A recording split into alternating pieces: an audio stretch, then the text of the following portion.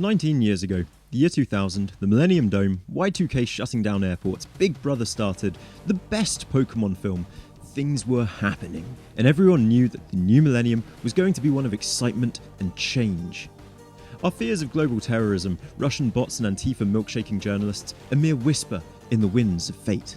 Something else 2000 brought us was a host of phenomenal video games, from Counter-Strike to Deus Ex, Phantasy Star Online, the original The Sims, Escape from Monkey Island, Time Splitters, Paper Mario, the best Spyro game Year of the Dragon, Majora's Mask, Metal Gear Solid, Command & Conquer, Diablo 2, the list goes on and on. No matter the console, you are sure to find endless hours of entertainment stemming from this one incredible year in history. And amongst this lofty group of games, there is one that stands out to me to this day. A game that, unlike the others, has never been remastered or remade, that never received a true sequel, that has been completely forgotten by the mists of time, despite its intense, fast-paced gameplay, a level of polish that defies bugs, a wealth of content, and hours of replayability, as well as one of the best multiplayer experiences, not just at the time, but even today. I'm talking about Excitebike 64. Boom.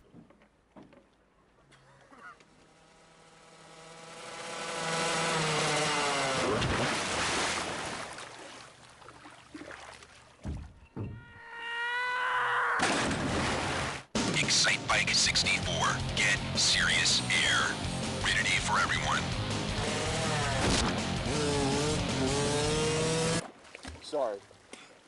Developed by Left Field Productions and published by Nintendo, Excitebike hit stores April 30th in the year 2000. Sadly, I being British wouldn't get a chance to play it until June 8th, an entire year later. The discrepancy between game release dates could be pretty ridiculous back then, something that modern gamers will never have to suffer through, it seems. Upon its release, the game scored exceptionally well, receiving an abundance of praise from both professional publications and user reviews. In an unusual first, I find myself agreeing with IGN, who scored it a 9.7 out of 10, citing fantastic 3D engine, delightfully realistic physics, intuitive control, brilliantly detailed graphics, ingenious subtleties, and tons of options. GameFan stated, in addition to the superb animations, the game sounds awesome. Its dirt bikes actually sound like the real thing, none of that high-pitched tin squeal you'll find in other subpar racers. Lofty praise, indeed. Now recently, I had been craving a bit of that multiplayer rush in my life, and as anyone knows, the current generation of consoles is sorely lacking when it comes to couch multiplayer experiences. Not wanting to have to shell out a load of money for something my partner and I will play once and then never touch again, I decided to look at my old games collection. Immediately, I was drawn to Excitebike, remembering the countless hours I had spent racing my brother and friends on that as a child. One race in, and we were hooked. 3 hours later, having raced all the tracks, scored some goals and scraped our polygonal models' faces on every possible surface, I knew that I needed to talk about this absolute gem, a treasure, a true honest-to-God masterpiece. Single-player experience. Games back in the day had ethics, the developers still had love for what they were doing, and the corporate machine that is EA, Blizzard and Activision had yet to tarnish the art form that is gaming with their insidious monetization practices and gambling mechanics. Game devs wanted people to play their games and keep replaying them, not because they had become addicted to them to the point of mental illness, but because the games were fun to play. This meant they needed to have depth to them, solid gameplay mechanics and a powerful hook that kept you coming back for more. So to start you off, this game has an incredibly thorough but optional tutorial. This will introduce you to the simple mechanics of steering, drifting, hitting sweet jumps and more, but also has some harder challenges that will help you refine your skills for the insanely challenging races that come up in this game. The season mode in this game will provide you with the bulk of your solo experience, 4 different cups with 5 courses each for a total of 20 tracks to race across. These contain a variety of both indoor fast-paced dirt tracks and long outdoor cross-country rally races. As the cups progress, the tracks increase in difficulty, with some of the later stages proving incredibly difficult to master. The combination of exhilarating massive jumps, hairpin bends and precarious paths through rivers, jungles, logging facilities, construction yards and more provides an incredible amount of variety and plenty to master. Even on the easiest difficulty, the AI can prove difficult to beat, but with practice and caution, you'll soon find yourself acing every race. Then, you up the difficulty, and it becomes very apparent that the computer was not trying. In fairness, it's not cheating at this point. As far as I could tell, there was no rubber banding occurring, but I'm possibly just too shit to force it. But whatever the case, on this difficulty, you quickly realise that those corners you thought you were smashing, those jumps you thought you were nailing, well, you weren't. You're honestly kind of shit at this game, and you may as well just give up. But if you don't, and you keep trying and trying and you keep on persevering, well then you might actually become good at video games again. Seeing the times and records my brother and I set still saved on this game genuinely made me feel bad. People think I'm good at games. I've beaten every Dark Souls, I'm a goddamn Pokemon master, and my Smash skills are, well, actually the less said about that the better. But even after playing this game for a solid 8 or so hours over the last few days, my times are still at points minutes off of the records we once set. The thing is, this game will reward you for your efforts. Place first and get golds on the hardest difficulty, and you will be rewarded with some of the most excellent bonuses a game has ever had to offer. The unlocks in this game are all simply put awesome. For actually taking the time to complete the tutorial, the game will provide you a full-featured version of the classic Excitebike to play, complete with track editor. This is simply a perfect retro experience and something always worth having. A soccer mode can be unlocked, clear inspiration for Rocket League, and despite the aforementioned massive worldwide success, call me a weeb, but I still prefer motorbike soccer. Play this one 4-player and let that hilarity and anger ensue. Next off is the hill climb, a punishing and incredibly tough challenge that, to my shame, I've never beaten. The final reward, and maybe the least satisfying of the bunch, is a recreation of the classic Excitebike, but in 3D. What? That's what we were already doing? Nah. This mode is weird, insanely hard to play, but it's a cool gimmick nonetheless, and I just find myself wishing that video games still did stuff like this. Amongst these special modes, a trick mode can also be found. Performing these tricks is pretty hard, and this is maybe one of the more lackluster and unimpressive parts of the game. There's also a desert race, a simple race to the checkpoints against a bunch of AI in a vast, sprawling desert. While simplistic, I actually found myself playing this mode several times. It's hard but also incredibly relaxing, just cruising a bike that handles this well across an enormous landscape.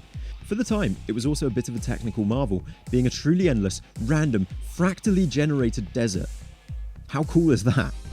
An exhibition mode allows you to practice individual tracks against a group of AI, and a time trial mode allows for a completely solo experience with just you against the clock.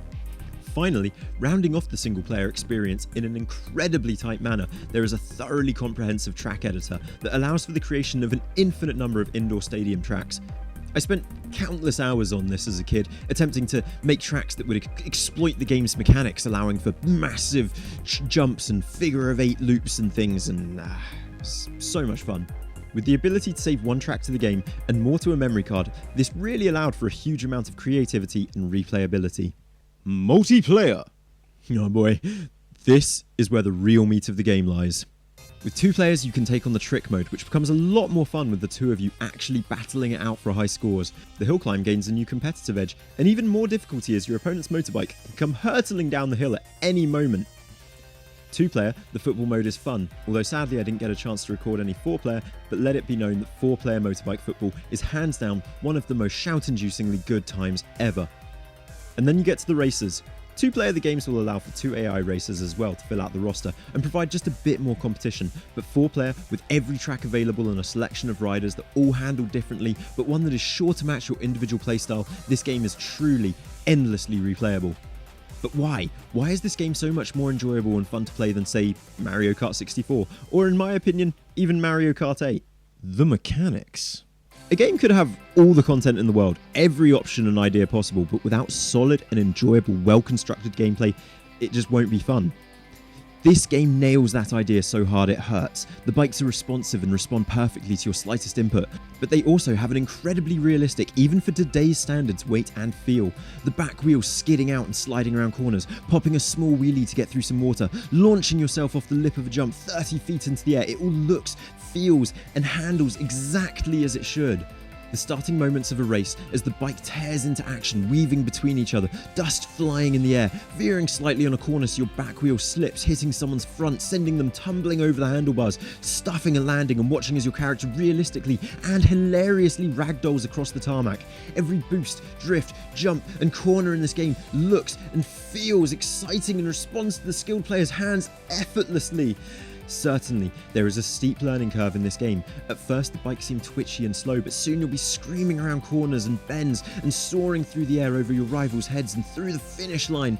Sandwiching all this lovely gameplay meat are some of the most satisfying and crunchy motorbike sounds ever produced in a video game. 3, 2, 1, go!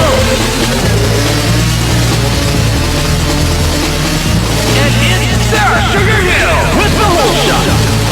The bikes have a delicious, warm, guttural grumble that rips and roars as the engines grunt them onwards.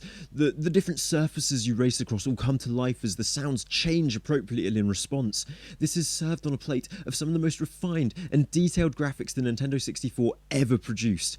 The character models are, for the time, the height of realism, moving incredibly well and, as mentioned before, flying off the bikes during those crashes with an incredible ragdoll effect that was pretty groundbreaking for the time.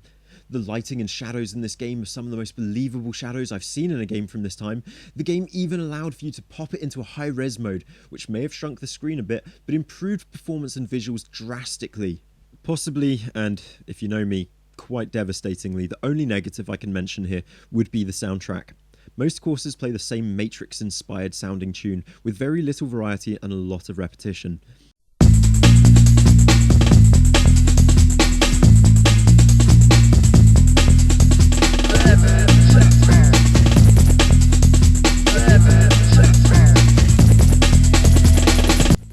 Luckily, this can be turned right down, allowing for your own music and those fat, crunchy bike roars. Also, the announcer for this game should be turned up to the max. He's awesome. I absolutely love this guy, and more games should have announcers. It's just fun. And in multiplayer, it really helps deliver those burns to your mates when they're lagging behind. Cheats! Again, it's that thing of how games, they used to be a full package. You paid your money, you got your game, and you got, hopefully, hours of quality content.